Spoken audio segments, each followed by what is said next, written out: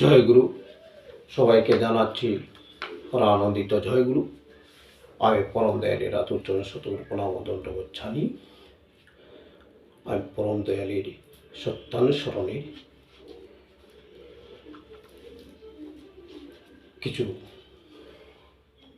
কথা পড়ছি, যিনি যে সত্যানুসরণটি পরম দয়াল শ্রীহস্তে লিখিত করেছেন শেষের অংশ থেকে পাঠ করছি।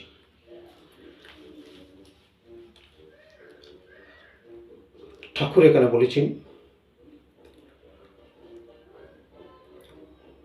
কোনো বস্তুকে লক্ষ্য করে তার স্বরূপ নির্দেশক বিশ্লেষণই যুক্তি।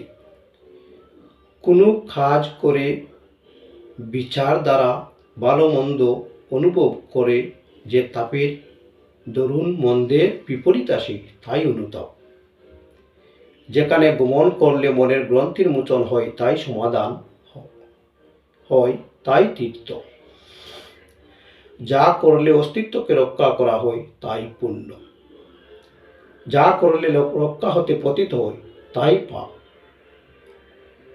যার অস্তিত্ব আছে এবং তার বিকাশ আছে তাই সত্য, রিয়েল। যা ধারণা করতে মনে নিজত্ব অক্ষুণ্ণ থাকে তাই সসীম। যা ধারণা করতে গিয়ে মন নিজত্ব হারিয়ে পেলে তাই অনন্ত বা অসীম।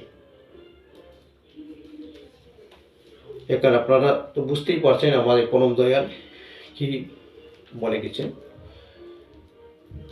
আমাদের জীবনের মঙ্গলের জন্য, সবার মঙ্গলের জন্য পরম দয়াল পবিত্র সত্যানুসরণে নিজের শ্রেষ্ঠ লিখে গেছেন সে কথাগুলো।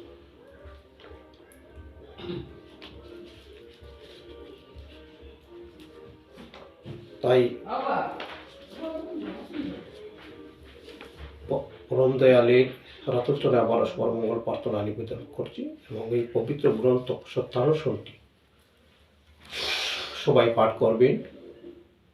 আমার গুরু ভাই গুরুগণদের প্রতি সেই আহ্বান জানাচ্ছি, সর্বদা পরম দয়ালকে মাথায় রেখে চলবেন।